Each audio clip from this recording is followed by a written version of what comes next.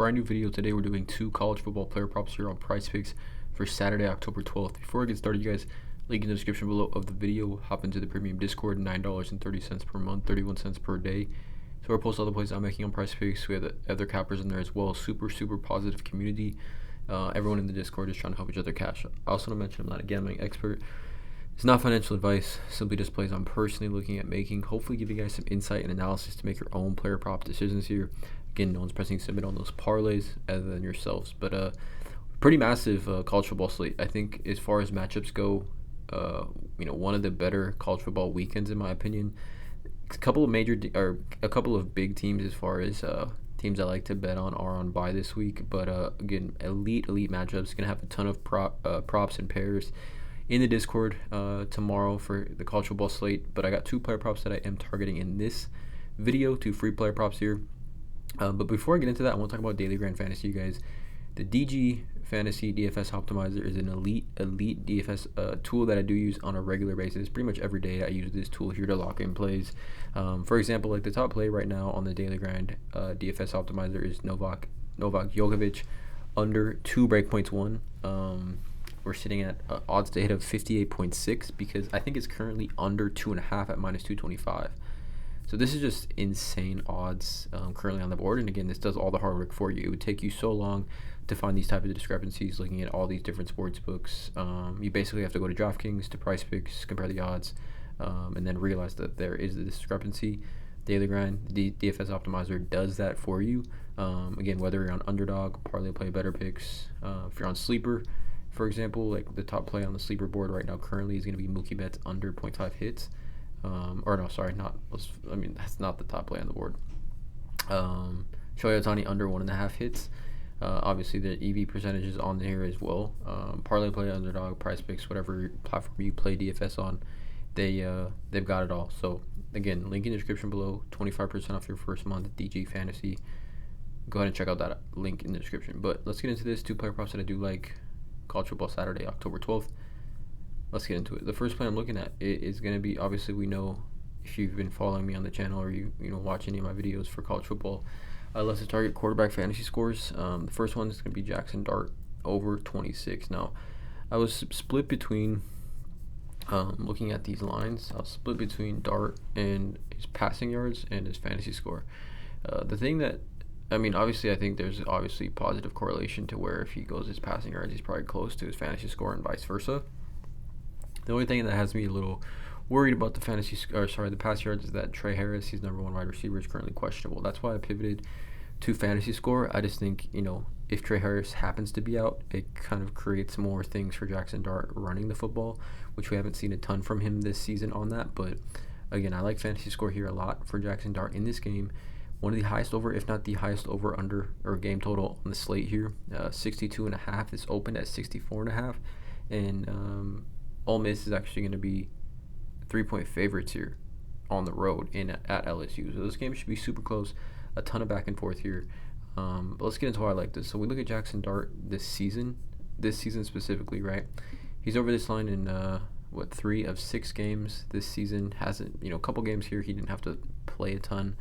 But Furman 45, Wake Forest 31.6, Georgia State he put up 33.9. But back-to-back weeks here, tough matchups.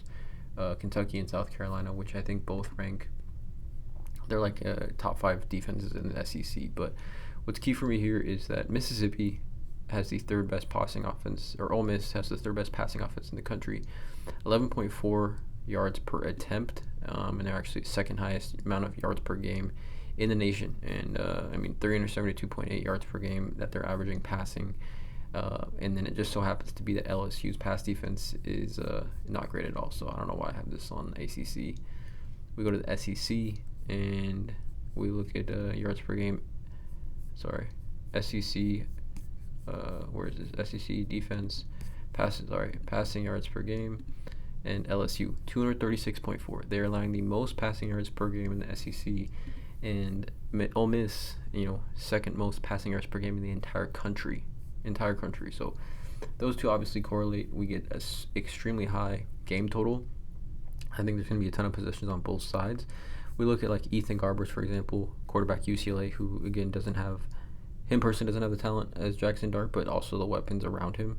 don't have the talent like Ole Miss does, and he threw for 281 and 2 touchdowns, but he also had minus 51 rushing yards. So if we look at Ethan Garber's, quarterback UCLA, he essentially put up, he put up close to like, what is that, like 16, 17 fantasy points versus LSU, and that's with his literally -5 rushing points, right? And Jackson Dart's not going to be in the negatives in this game. And then we look at Miller Moss against LSU. He threw for 378 passing yards, had a passing touchdown, and had -8 yards. We know the type of dual threat quarterback that Jackson Dart is, and again, Miller Moss in that matchup versus LSU to start the season, he put up 18.3 fantasy points. So given that the upside for Jackson Dart here, I think, again, if you look at his lines across the board, this is 1.5 passing touchdowns. I think on books is like, well, it's a goblin on PrizePicks, but on books it's let's actually see. So real quickly, this is outlier again, by the way, you guys. Link in the description below. You can get a 7-day free trial. In Jackson Dart's last 10 starts in games that had a 60-point scored, total points scored, he's averaged 31.82 fantasy points and is over this line in 6 of his last 7 games. Like, if we go to passing yards in that same sort of scenario for him, like passing yards in games that have, a spread or a total points scored of 60 plus, right?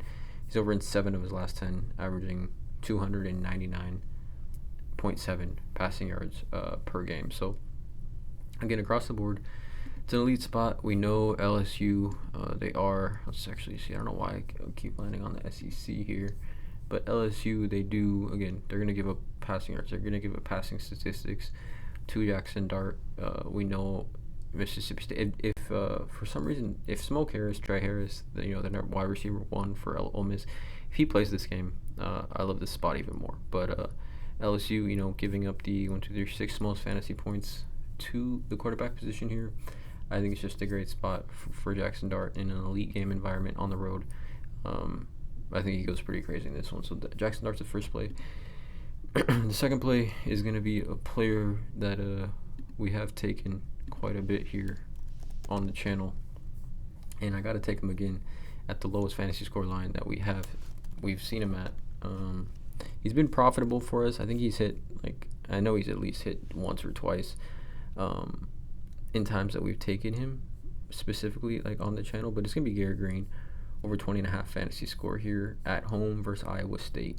Looking at this one, it should be a super close game as well. 3-point spread, 53.5 game total, home game for West Virginia. So that's why I'm thinking this game does remain close. Iowa State is 5-0, 11th ranked team in the country. West Virginia is 3-2, 2-0 in the conference. So it's a big conference matchup here for both these teams.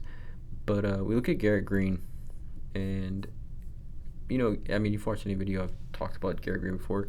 I just love his upside with his rushing ability and his upside for rushing touchdown. He's got a rushing touchdown in 3 of his last 4 games here. And look at these fantasy score lines. This is him missing some games, some time, some snaps for going to the locker room. I think he's missed 2 of these games, at Pitt and at Oklahoma State last week. He came out of the game, he had 21 fantasy points through 159 passing yards and no passing touchdowns. He came out the game for the only right when they were in the red zone, and he still cleared this line. But for me, if we go to Outlier and we look at games that have, again, a 49 points scored, total points scored in this game, score line is 52.5. He averages 30.82 fantasy points, 8 over his last 10. But look at the hit rate. Look at these fantasy score games that he has had. And for Iowa State, they're a good defense, obviously, but they really haven't faced a quarterback like Garrett Green, I would say, or even a capable quarterback. 21-3 North Dakota, 20-19. Cade McNamara at Iowa is not going to throw the ball at all. Arkansas State, Houston. Look at this game. Houston didn't even put up a fight offensively. I think Donovan Smith, he may have gotten benched. 12 passing attempts. This is, West Virginia's not going to do this at home. And then, but the only comparable quarterback was Baylor, Sawyer Robinson. And in that game, he threw for 258, 3 touchdowns, also had 24 yards on the ground. So just last week, quarterback Baylor had 23.7 fantasy points against Iowa State. Obviously, Garrett Green's upside is so much higher than Sawyer Robinson, and if Sawyer Robinson can put up 23.7, almost 24 fantasy points, I like the chances here for Garrett Green to get us at least 20.6 at home against Iowa State. So 2 player props for this video, you guys. Again, I think there's a ton of upside for both these plays. Great game environments, close spreads. Please drop a like, you guys. Check out all the links. Check out the Daily Grant Fantasy link in the description below. Promo code TUFF. Hit the subscribe button, and as always, let's cash.